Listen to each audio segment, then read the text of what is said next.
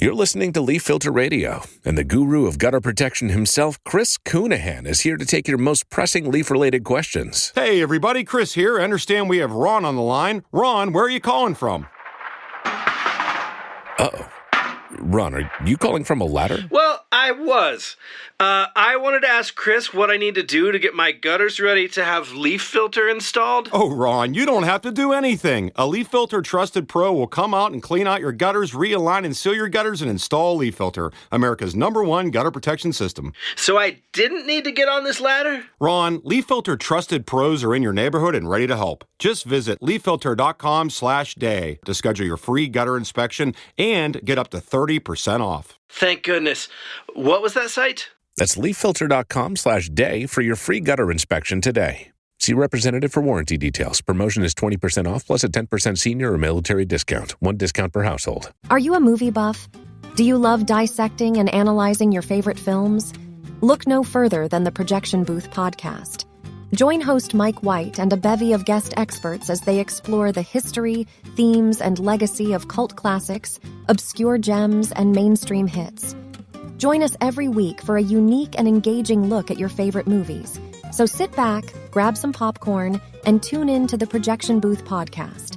Available on all major podcast platforms.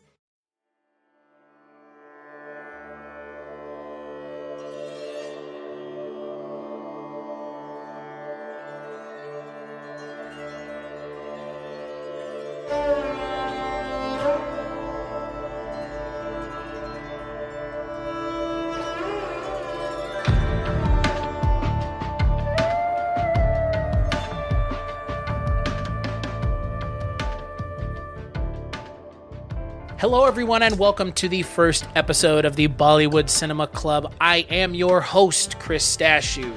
Every other week, you are not a fan of Indian cinema. My job is going to be to educate you as to why you should be a fan, because if you haven't seen it yet, you should. We're going to be covering all kinds of exciting Indian cinema, both ones that you can find on Netflix, some that you can't, some that you can find on YouTube, some that you can find on Eros Now. You'll be able to find this all over the place, but I will promise to you that I will tell you where you can find it, because half of the battle sometimes with Indian cinema, it would seem, is tracking these films down in the States, because, man, not everything got a great subtitle, unfortunately. Sometimes you really got to dig around and look for things, but we'll make sure you know where to go to watch the films that we're talking about.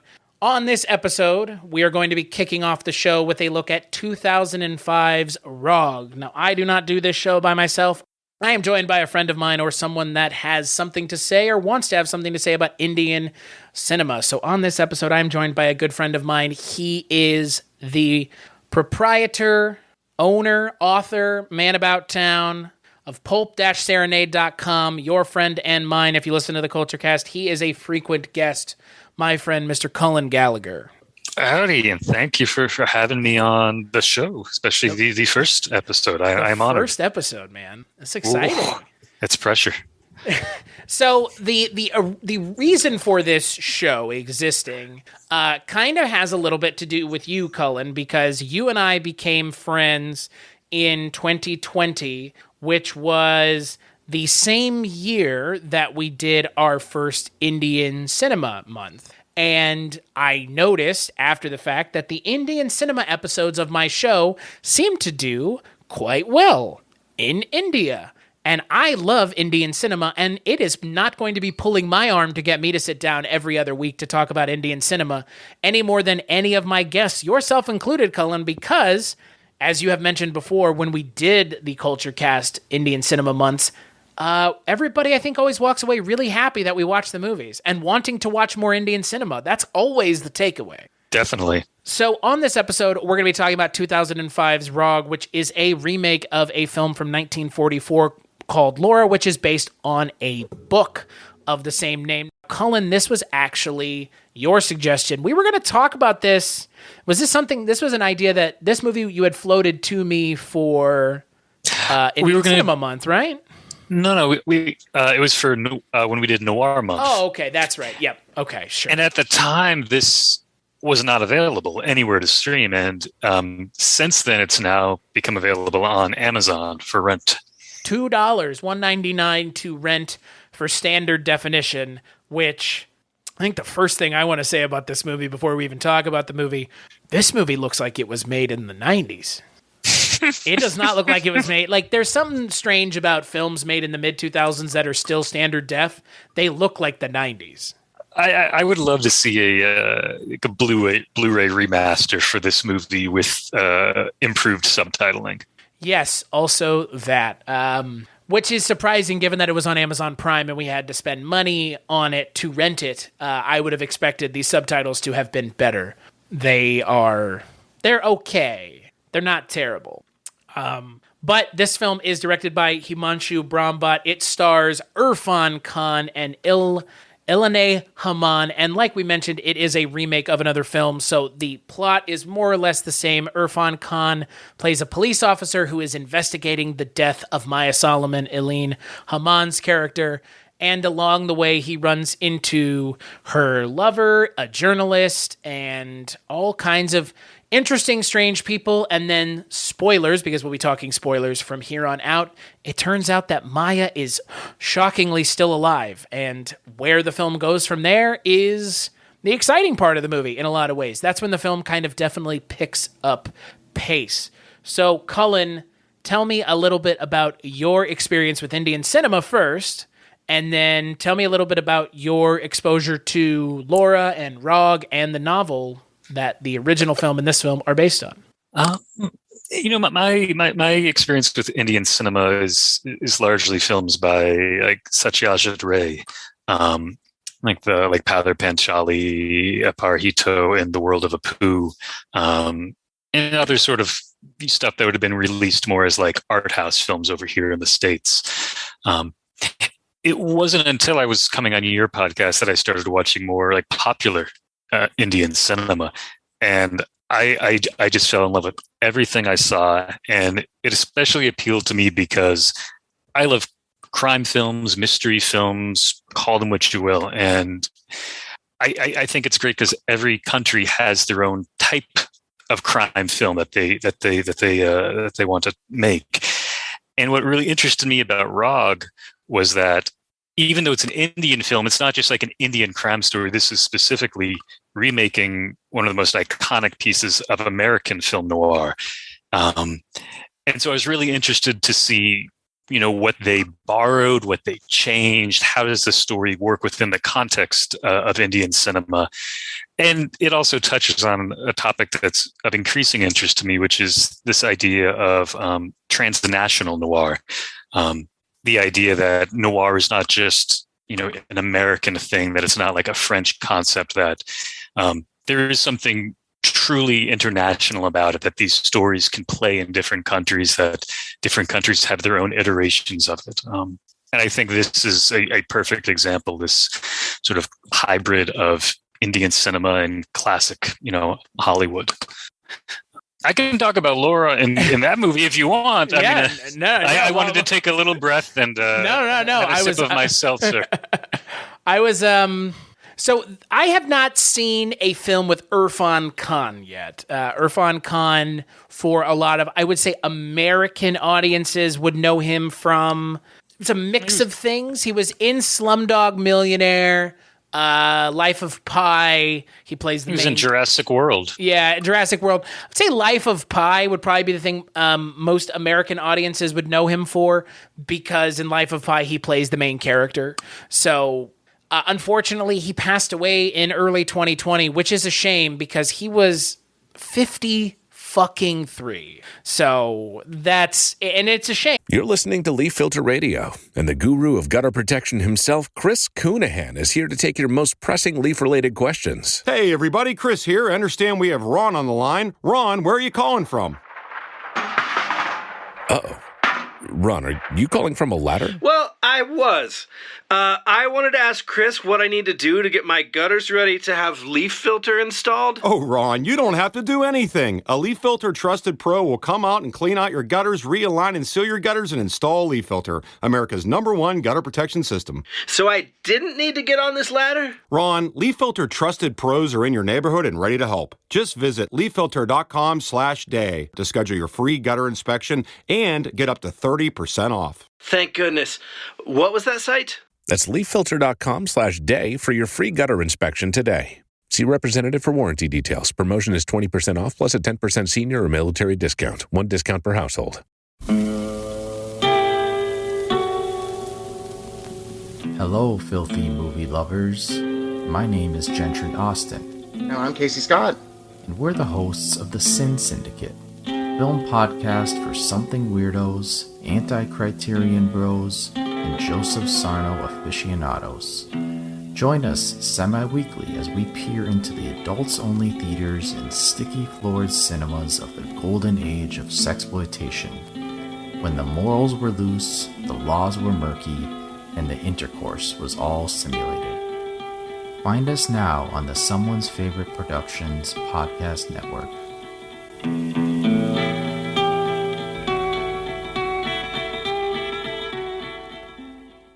Because the character that he plays in this movie, he plays him so convincingly.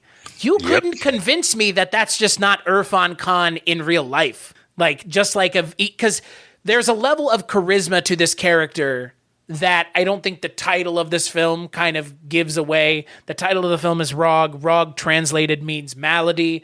The film calls it disease, at least the subtitled version that we saw. They kept saying disease over and over again, which, malady, disease, somewhat interchangeable. But Irrfan Khan is so good in this movie, and he is so convincing as that character that it's like in that first scene, he's already fully realized. Before you get out of that first scene, you already more or less understand the character. That first scene, I love, especially on repeat viewings. And I think that's a really interesting scene because that is nowhere in the original at all. Right.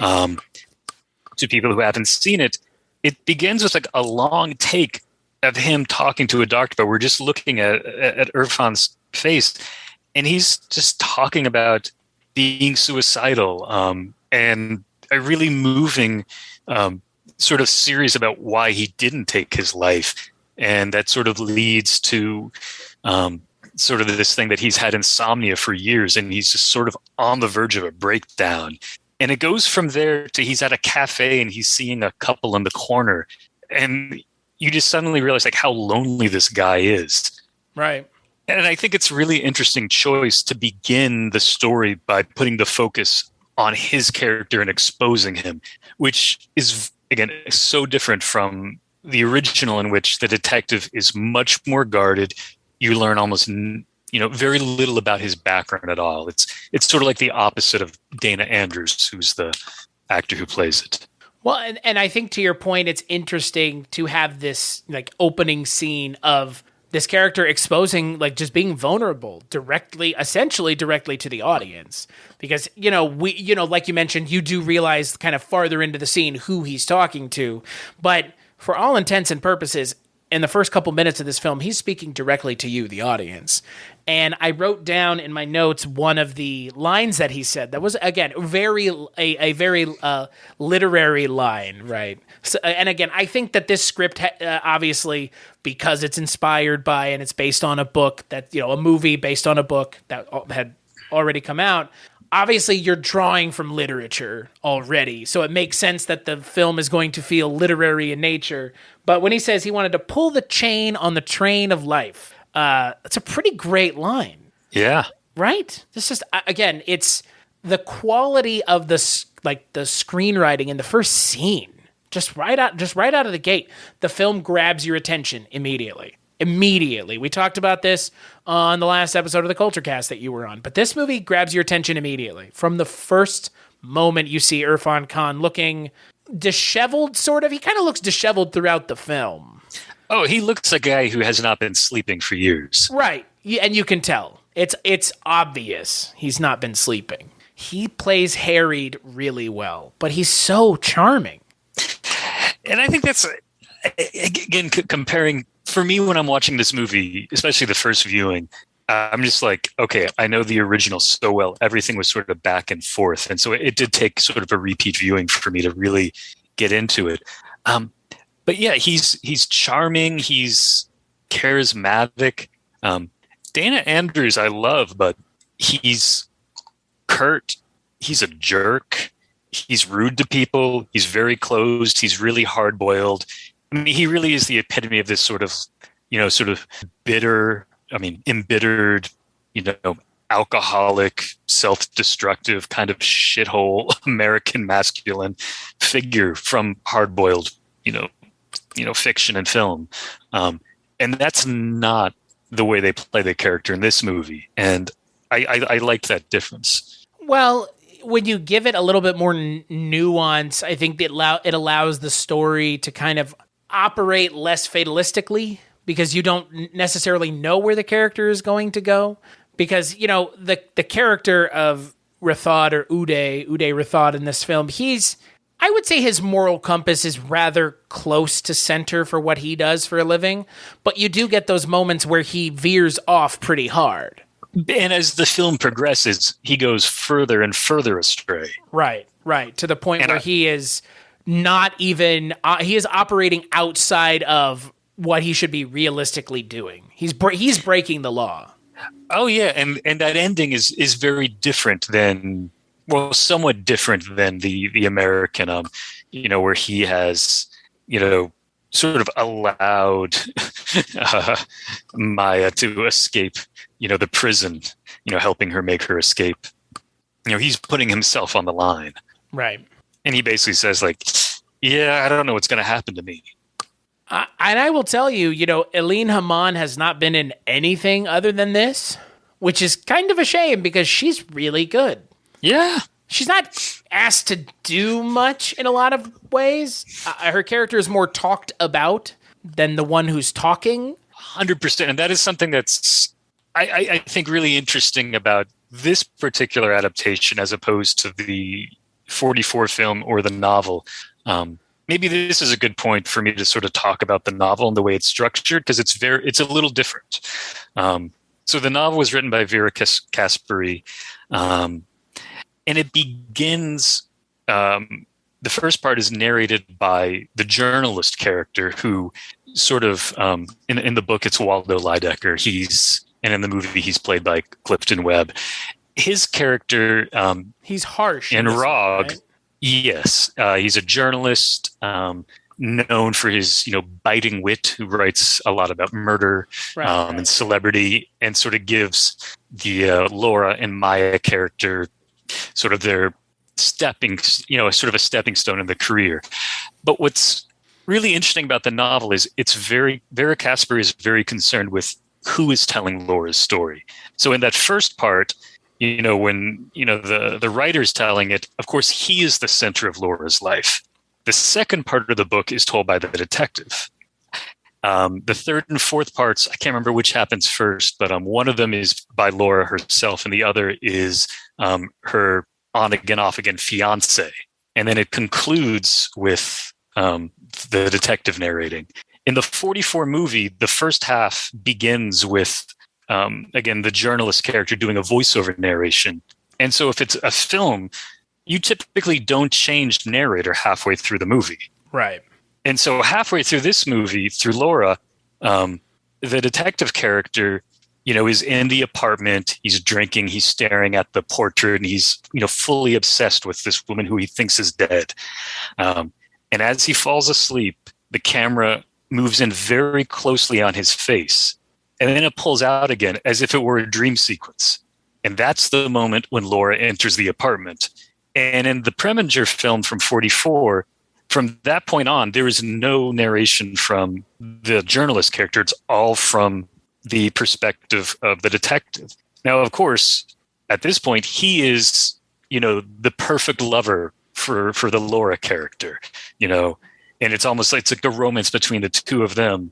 And the way I read the film is that, it's, he is almost taking control over Laura's narrative. And I think that's something that happens, in the movie, where literally it's these three men, the journalist, her fiance, and then the cop. They're all deciding who this character is. She has very little agency. It's very Rashomon adjacent. Very much. And I like how in the original novel, Laura does take over. Then, she does have her own section where she can narrate her own life and her own thoughts. And if you think about it, the woman who is killed is literally killed by male projection. They don't see who is in front of them in the doorway at night. They see who they want to see. Yeah, that's very true. And so I think the original story has a lot to do with, this idea of like who's controlling these women's lives, because it's about young women entering, in the book and movie, it's the advertising world, trying to figure out how to get ahead. And the journalist character is like, oh, I'm the one who introduced her to people. I'm the one who got her this. I'm the one who did this for her. He says, she thought I was the smartest, funniest, wittiest man. I didn't disagree with her. She thought I was also the kindest and gentlest man. I tried to become that person for her. I mean, is he really that person? I don't think so, because he's narrating it. That's his perspective. Likewise, when the cop is narrating, I don't fully believe it, because I think it's wish fulfillment. It's a romance from his perspective. And so to get back to Rog, I think you get a little bit of that in this version.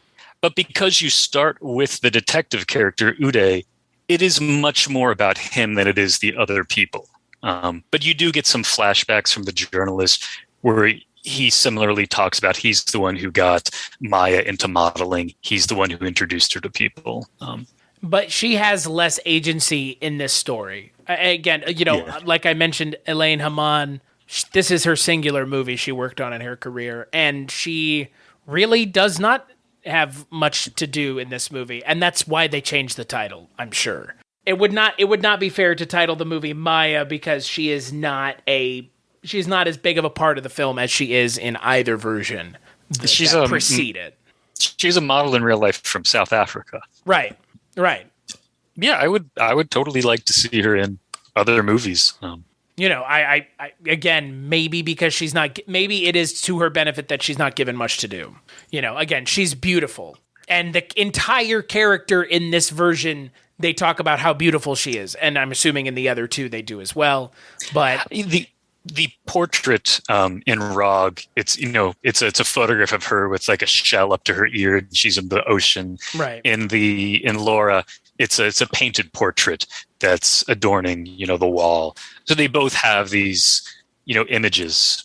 But again, I think that is part of the text of the story. It is kind of about the objectification of these female characters and these people who sort of turn them into what they want in their mind. So it sort of has this like Pygmalion-esque aspect, because even Uday, is reading her journals while he thinks she's dead. So when he finds out she's alive, I think he kind of tries to be the person that she wants, a lover to be, because he's reading all her deepest thoughts, and he's reading about how lonely she is. Which is not great.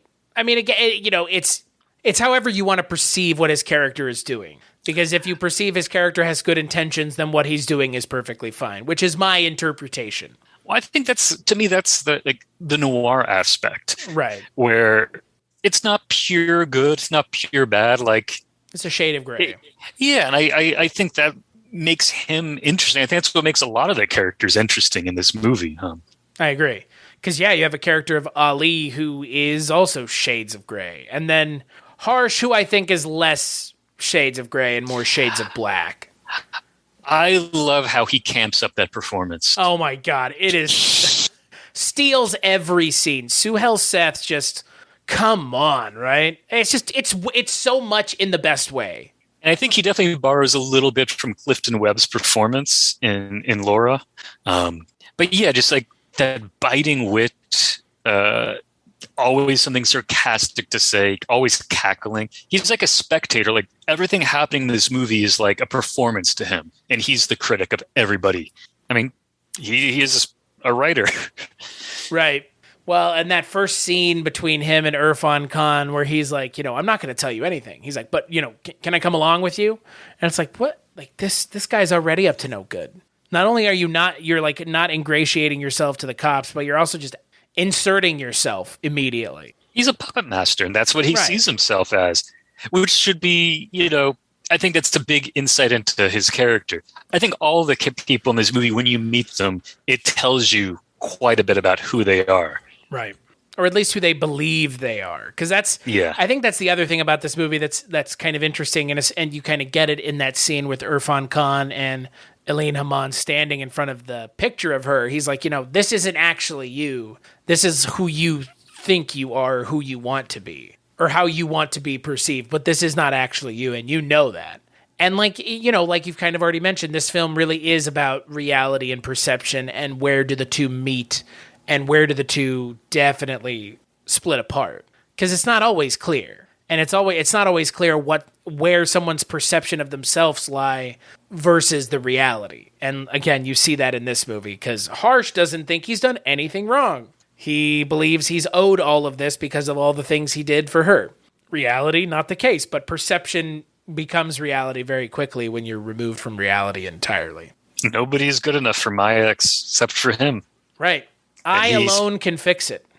And he spends a lot of time digging up dirt on all her other lovers just to discredit them. Yep.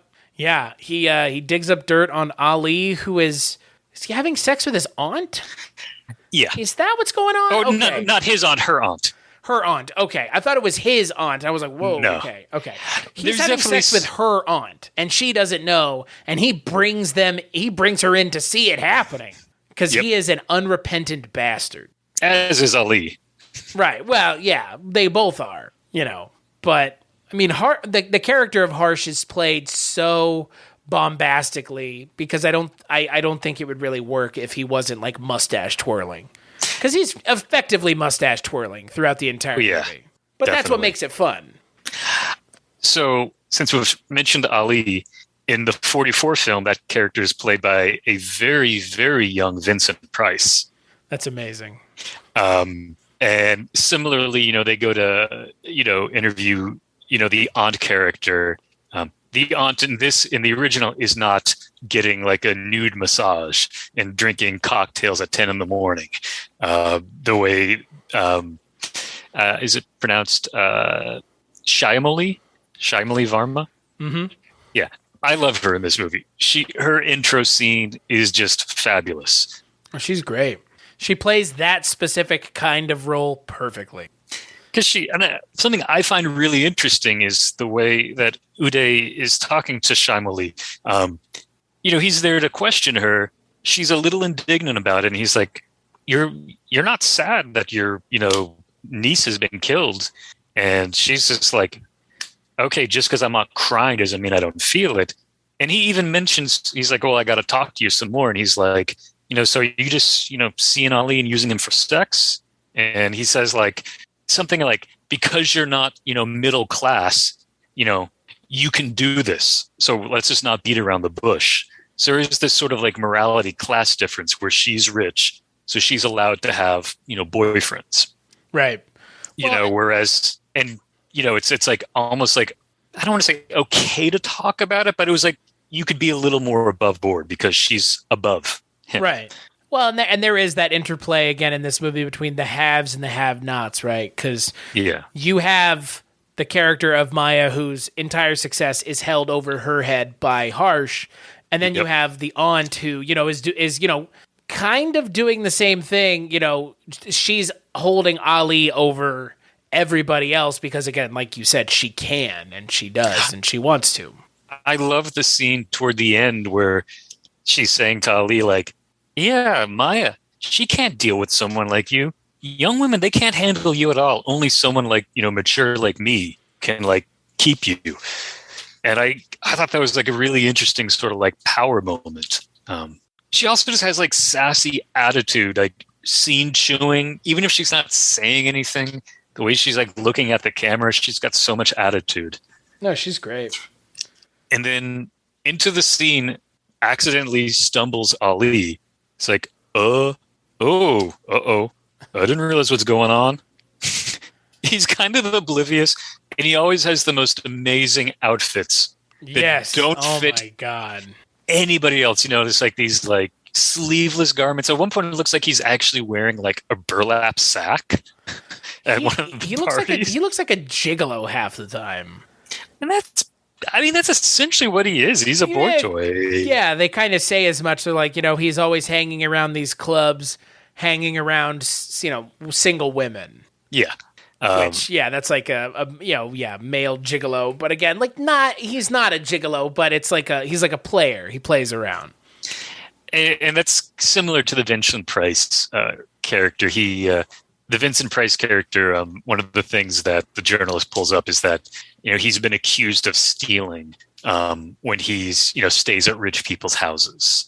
And as he says about himself, the Vincent Price character, like, oh, I'm not, I'm not normal. So, that's why I'm an obvious suspect. I'm not like everybody else. And I think there's some interesting gender and sexuality stuff in Laura, the 44 film. And it's just like, what does this mean? You're referring to yourself as not like everyone else. Is it just a class thing? Could it be something else? Because the journalist character is coded as very queer. And when he first meets the cop character, he says, "Oh, are you the cop with lead in his leg?" Which he's referring to bullet holes in his, he got shot in his leg, but it's like, is that really what you're referring to? Well, in your leg. Mm-mm. There's none of that in this movie, though. I don't. Harsh is played very straight, both ways. Yeah, I think. To me, but like, I would be curious to know what an Indian viewer. Maybe there's got to be other cultural stuff that's going over my head.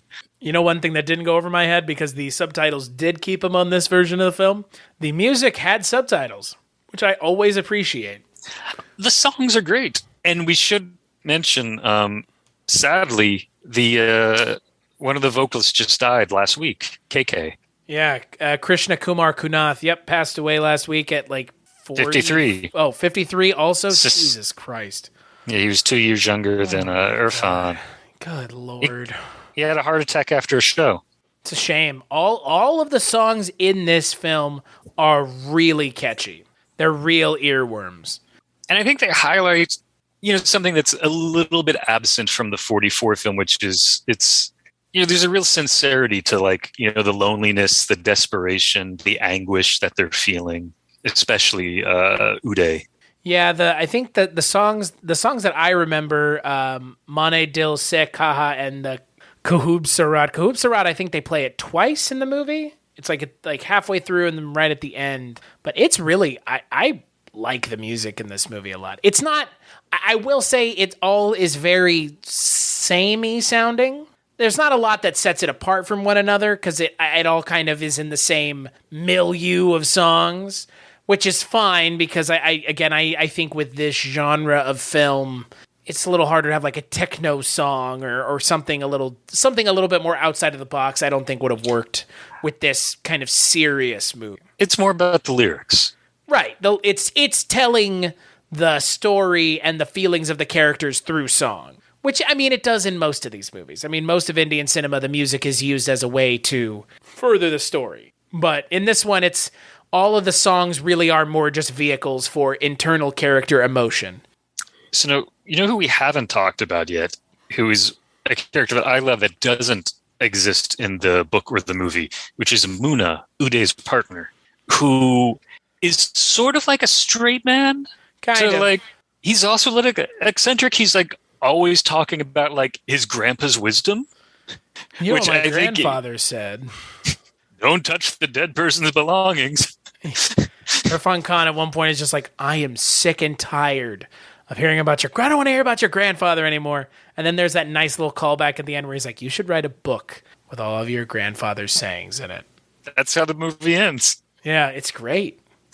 And I also love that Muna, in a weird way, he's the most normal person. He's not entirely normal, because there's like some points where he's like following Uday around, like spying on him. But I think he's sort of there to be like, some of these people are a little eccentric. Like, he almost grounds thing like, we are cops. Right. So I think he is sort of important to the story. And I also like how he gives up drinking until Uday can make an arrest. He's like, man, can you just make an arrest so I can have my drink? I even brought my flask around. And Uday's like, you might as well take a drink now. It's like, you might as well take it, because I'm not arresting her, so you might as well take a drink now. Because it's not happening. I like that they give the character of Uday a fair amount of shades of gray. I mean, I wasn't really concerned given that it is noir, but like you mentioned with this kind of idea of transnational noir and approaching it differently in a cultural sense, that may have been a bridge too far. And I'm glad that it wasn't. I'm glad that that's still within the realm of possibility of what we can all kind of agree is a scale of gray. Do you know what I mean? Yeah, and I think what's interesting about Uday is they mention early on, he gets these pills and he doesn't seem like that into taking these sleeping pills. And he's talking about how all you other cops can just drink and pass out. So to me, establishes early on, he's not that much of a drinker. He doesn't have a lot of the stereotypical self-destructive tendencies that you would see in the American equivalent. Right. Well, and that's the other thing, he's an insomniac, but he's not abusing pills and alcohol to put himself to sleep, which, like you said, his American counterpart would do. So I think the one time you see him with a drink is when Maya comes into the apartment and he quickly throws it into the plant, to hide it. It's I like seeing that, he does seem like a genuine nice guy. Yeah. No, and that's the thing, what's funny about the movie is I think I feel the same way, and I wasn't expecting that. I was not expecting that I was going to feel that his character was still really grounded in reality and grounded in a way that he's not a caricature. He feels like a real person with real with real problems and a real sense of morally questionable actions being done under the guise of personal justice. I appreciate that they approach that in an interesting way, in a believable way. The other thing we haven't mentioned is he has two outside pressures on him. One is that if he doesn't get to sleep, the doctors are going to give him shock therapy, which he doesn't want. And his boss has also given him 2 weeks to make this arrest or else. The or else being they're going to take the case away from him and they'll just arrest her. Yeah. And there does seem to be a little bit of implication that this is his responsibility. He has to do this. If he doesn't do this, he's letting down his boss. And I feel like so much of his identity is wrapped up in him being a police officer. That's a personal, it would be a personal failing for him. It's what else does he have going for him? He doesn't have that partner. He doesn't have that outside life. There's a really interesting moment where he's talking to the doctor and he's like, yeah, the last time I slept well was when I went back to my village and put my head in my mother's lap. So he's away from his family. He doesn't have these friends around him. And I guess that's the other nice thing about Muna. It's that's his partner. That's his only friend. Yeah, that's the only person he really talks to. I mean, people know it would seem people know who he is. Yeah, he's a famous cop for doing his job well. Right.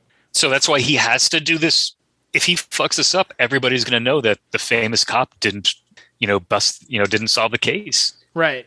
And that's the thing you don't want as the famous cop is for your being unable to get your man. I do like the noir kind of trappings of the complexity of the plot, because the plot is a little kind of it unpacks itself rather well, but it does obviously lean on noir tropes, femme fatales, wrongfully accused women, people hiding things under beds and in closets, and then all kinds of just the typical stuff, right? Mistaken identities. Yes. Oh my God. Yeah. The kind of the big thing with the wrong woman being murdered.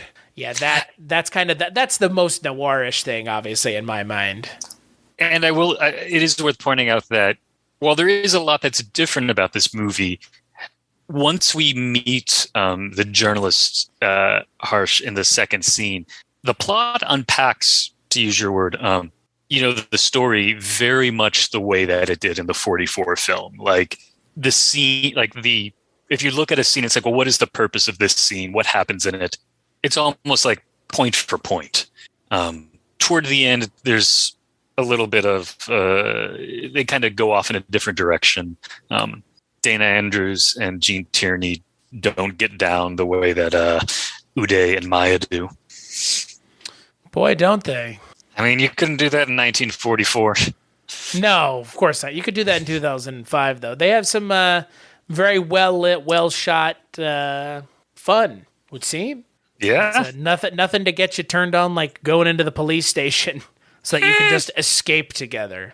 Now, this movie was a lot of fun. You know, I've only seen one other Indian noir film, and that one was Parinda. And I think that one leaned more on because as much as this film is noir, I think it's definitely not like stylistically, it's not noir. Not at all. Parinda is more stylistically noir. Like it has more of the noir kind of trappings stylistically. I think the plot of this movie is pretty noir. The plot of Parinda is pretty noir, but I think Parinda overall is a more noir film. I think this movie's main performance is what you're here for. You're here for Irrfan Khan as Uday. Everything else is kind of secondary, even, frankly.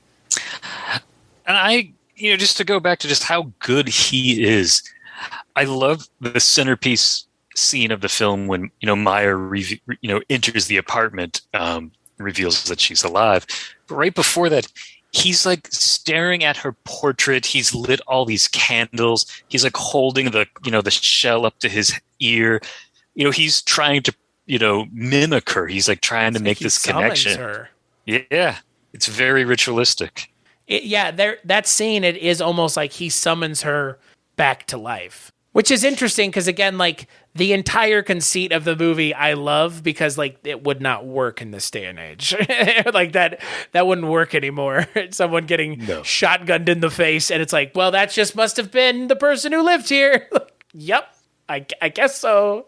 I love that. I love that kind of that noir because that's a noir thing. Like I just love that mistaken identity thing. Yeah, I've mentioned on my other show, I've been reading a lot this year, and I looked on my Story Graphs. It's like an app that you can keep track of your books, and it was like mystery novels, bang, like a huge line, and it's just like I understand now, as if I didn't before, Cullen.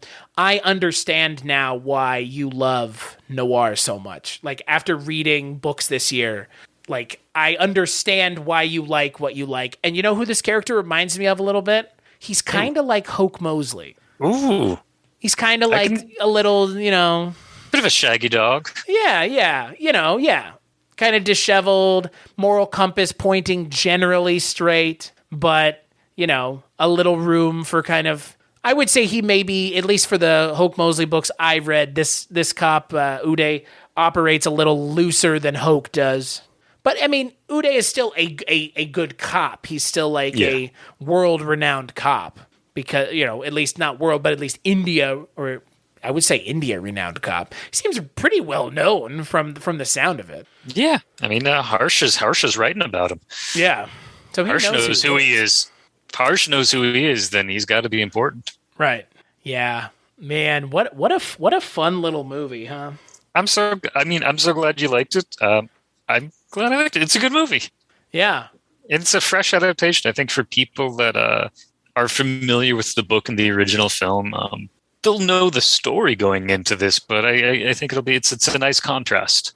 I guess the other thing about this movie that I really appreciate is I think when the film comes to a close, I don't feel like the ending is as saccharine and maudlin as I felt like it was going to go. Do you know what I mean? Well, you get that amazing action sequence. Which I was not expecting. And it's like, I think intentionally like a little cartoony. Because we also haven't mentioned, there's a sense of humor to this movie. Like when Maya comes in and finds like Irrfan like in front of her portrait in the house, he's like quickly like blowing out all the candles like, ooh, gotta act cool. Gotta make it not look like I was having a ritual. Right. And well, that's the thing. Like you said, there is a level of comedy to this movie. This movie is not some sort of like real drag tonally. That's why I said like tonally, it's not really a noir movie. Like it's a lot more upbeat and a lot more like kind of it's not self-serious. No, and I think especially the character, the minor characters, give it a sort of levity. It's it moves along really quickly. It's also a shorter film than most of the other Indian films that we've looked at on your podcasts. It's 2 hours. Yeah, that's the other thing I wanted to mention. That was wild to me. I wonder if they were considering trying to do an international release. I mean, that would be my expectation with the length. I mean, the other thing about it is like Irrfan Khan in 2005 is not really well known in the States at all, frankly. So I don't know. I have to wonder because it is so drastically shorter in length.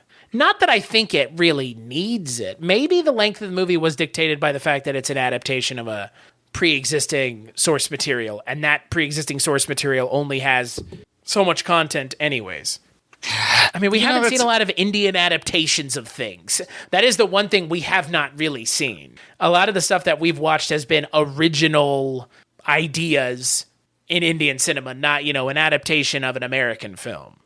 So I say one of the writers of Rag, Mahesh Bhatt, and again, please forgive me for that pronunciation, has done a lot of other noirish sort of crime movies, including like the Murder Trilogy.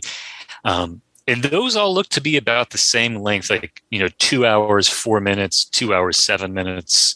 And like one of them is an adaptation of that South Korean film, The Chaser, which is so awesome. So I'm excited to see the Indian remake.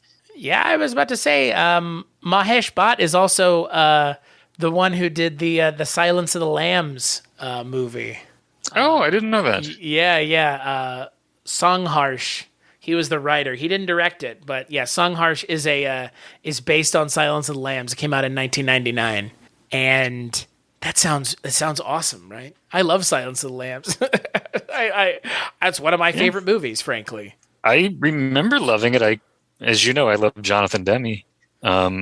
It's been a long time since I've seen Silence of the Lambs. Murder. I've heard of Murder as well, because there's like 3 of them. Yeah, that I know of. Yeah.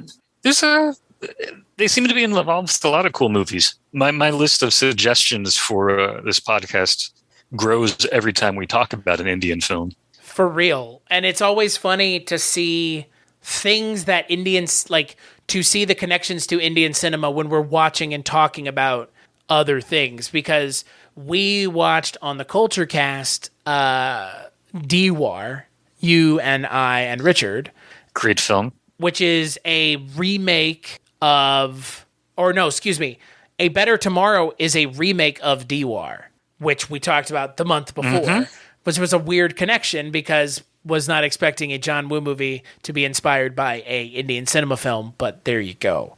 Yeah, no, Indian cinema has been like one of those things where the more I've been doing this, the more I'm just watching more Indian cinema and less anything else.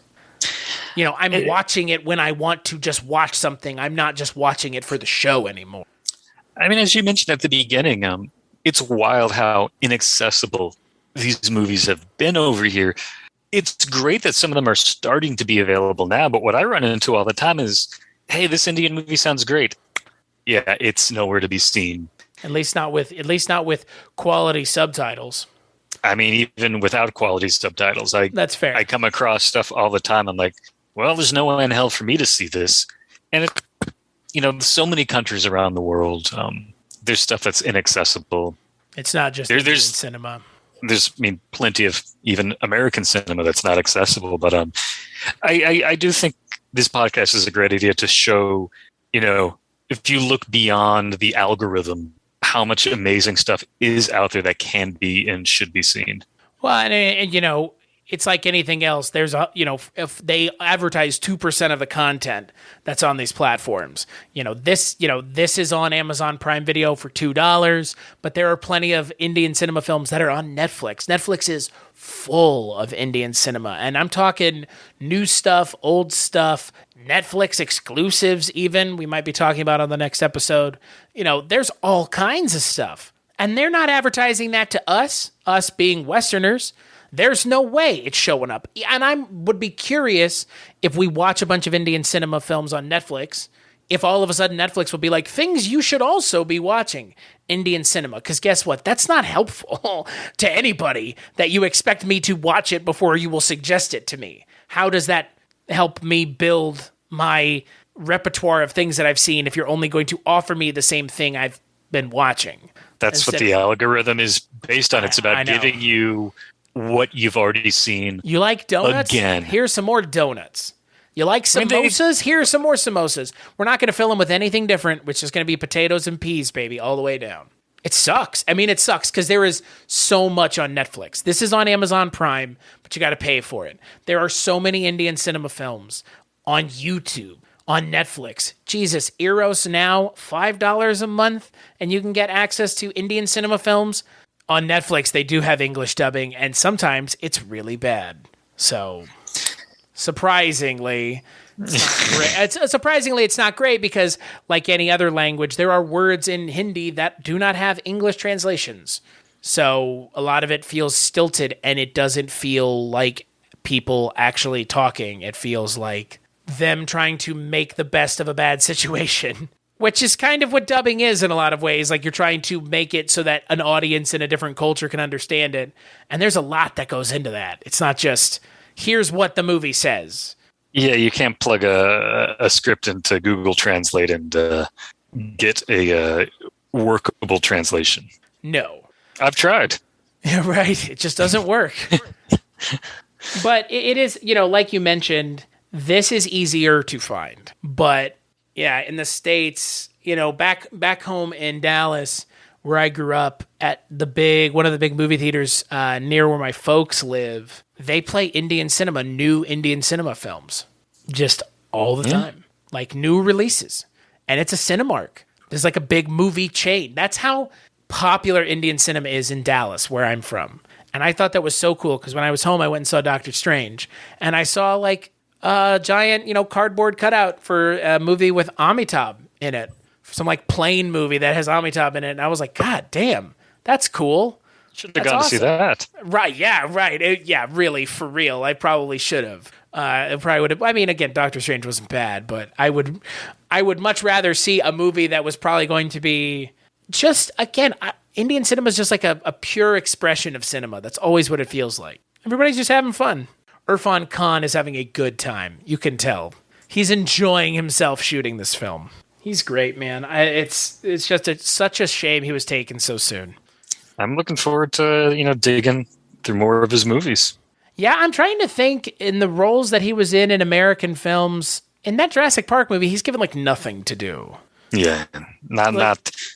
Don't go seek out Jurassic World if you want to see Irrfan Khan. No, because you'll be really disappointed because it's a really lame role. And he just like dies out of nowhere. It's like, whatever, okay. I'm trying to think if there's, and that in Life of Pi, but I don't really like that movie. So I didn't see it or read it, so no comment. It is what it is. Let's just put it that way. I don't know how to explain it. I don't know why they make kids in high school read it. Let's just put it that way. It's definitely an interesting book, but it is YA fiction. So, kind of take that with a grain of salt. And he was also in in an God, it always comes back to Dan Brown this year. He was in an adaptation of that, the third Dan Brown book, Inferno, fourth Dan Brown book. I really enjoyed this movie, Cullen. This was a good pick. I'm glad you liked it. Thank you for letting me pick it. Yeah. No, it was not what I was expecting, but I didn't have any expectations to begin with. So I assumed she was coming back at some point. That was my only assumption, was like, they're not going to have her featured so much and then not have her show up somehow. Yeah. So, right. I mean, they talk about her so much. It's like, there's no way she's not coming back. Yeah. It's not to beat you over the head with it, but it's like, yeah, there's no way. But it's fun. It's, I think tonally, I understand where it's head at and where it's coming from and what it wants to be. I think it was a lot more fun than I was expecting another Indian noir film to be, given that the last one that I watched kind of gets bogged down and it goes a little dark at the end of the other noir movie, which makes sense because it's a noir movie. I mean, this movie feels never more has that. It feels like it's more like an erotic, like a 90s erotic thriller. Right. Yeah. With some comic relief thrown in there, which is kind of an odd combination of those two, but yeah. Well, that's the thing. It's like I've been saying, like noir stylistically it is not, but plot wise it is. And it's kind of like a Brian De Palma movie. It's funny you say that because when I was watching with Lauren, I said to her, I'm like, this is like if Brian De Palma remade Laura.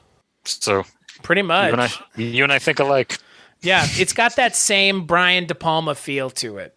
And yeah, I would love to see a Blu-ray HD scan of this movie because Amazon, that is a bad copy of the movie that you are renting to people for $2. I know Cullen and I may be the only people this year who have rented it, but that is not an excuse and that is not okay. It's like, it's rough. I mean, I wonder where they sourced it from. Me too. That's my point. Like, where did they get it from? Because it's not good. I mean, I've seen some people have just uploaded VHS prints in the charged form. So I mean, that may be what this is. Because those subtitles, I mean, they definitely need a proofreader. There's a few key moments where, like, he is used instead of she, like something like that. There needs to be like a comma in quotes because someone's quoting somebody else. And right. From having seen Laura, I'm like, okay, I know what's actually going on here, but like Lauren was like, wait, that dialogue doesn't make any sense. And I'm like, just put in a comma, put a couple quotes. Now it makes sense. Right. Let me pause it and I'll get my... Put a period there. Right. This is two sentences. I'll get my dry erase marker out and draw on the screen for you real quick. This is what they're trying to say. And there's also some misspellings.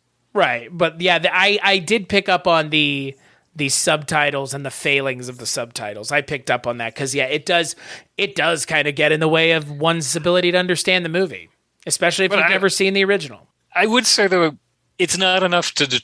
I wouldn't let that dissuade anyone from renting this for $2. Like, no, God, no. If you're listening and you're like on the fence, forget everything we're saying about the subtitles. It'll be worth the $2. And realistically, if you use Amazon and you've ever purchased anything on Amazon and you've never rented anything on Amazon, you probably have $1 promotional credit waiting for you anyways for digital renting. Because I know I did, and I never rent anything on Amazon. So it's like $1. If you order something and don't select 2-day delivery, they give you $1.50 credit. So, which you can use to rent stuff like ROG. There's a lot of free stuff on Amazon Prime. We just happened to pick something that wasn't free, but there are so many free things: DDLJ, KKKG, some of the big ones, and then there's plenty of things that are just on there. So yeah, Amazon Prime's great, Eros Now, Netflix, YouTube, but this one, yeah, Amazon Prime. Unfortunately, that's where you're gonna have to go, and you're gonna have to spend a whopping $2. So go order some cat litter and have it shipped to you next week, and you'll have 50 cents to pay. I don't know. I mean, hey, everybody's always buying stuff from Amazon all the time. Yeah. Right? We all do. We're all guilty of it. This podcast brought to you by Wondery. No, it's not. It's not at all brought to you by Wondery. So, Cullen, anything else you want to talk about with ROG? No, I think covered most everything I wanted to say. Terrific adaptation. Seek it out. Seek out the original. Seek out the book. Vera Casperi's a great writer. I know I'm going to try and seek out the book because I liked this story, and I would like to see kind of what this story is in its base form. Yeah, it's back in print from CUNY's Feminist Press. I think they also put out another novel of hers, Bedelia. A lot of her other stuff, I think, last I checked, was out of print. She had I think she ran into trouble with HUAC in the 50s because in the late 30s and early 40s, she had been involved with the Communist Party. I think she tried to separate from that when her leanings changed, but she still had those connections. And in the 50s, she and her husband fled to Europe to avoid being called as witnesses because they didn't want to get involved with that HUAC stuff. But I think even when she came back in the late 50s and she was involved, they adapted the movie Les Girls as an adaptation of one of her works. Apparently she still had to sign are you sure you're not a communist? Yes, I'm sure. I am 100% sure I am not a communist. But yeah, the fucking HUAC kind of derailed her career. It's a shame. It's an awful, awful shame. But hey, films like Rog still exist, thankfully. I agree. So on that note, expect the next episode of this show in 2 weeks from today. Cullen will not be joining me. My good friend Andy Gnosis will be. We'll be talking about 2020's Bulbul, a Netflix original Indian cinema supernatural gothic film. Ooh. It's, yeah. And you know what, Cullen? It's a breezy, ladies and gentlemen, 90 minutes. Whoa. That was my response. I was shocked.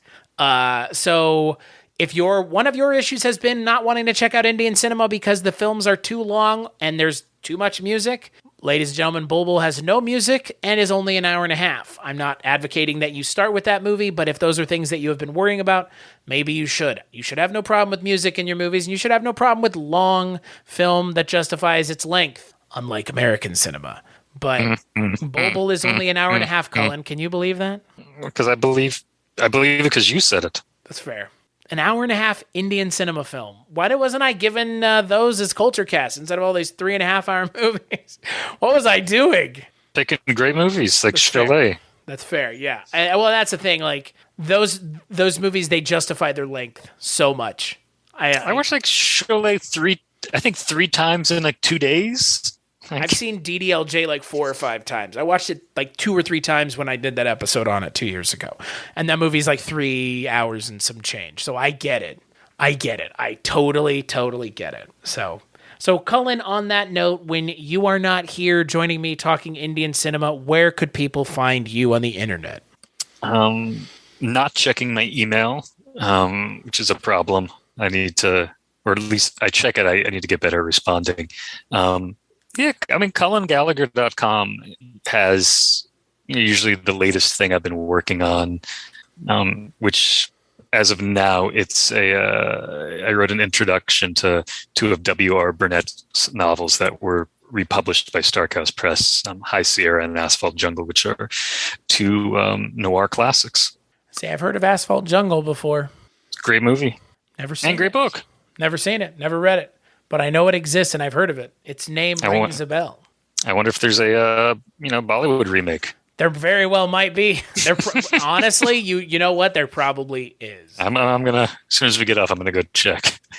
As for me, cstachiw.com, cstachiw.com. That is my link tree.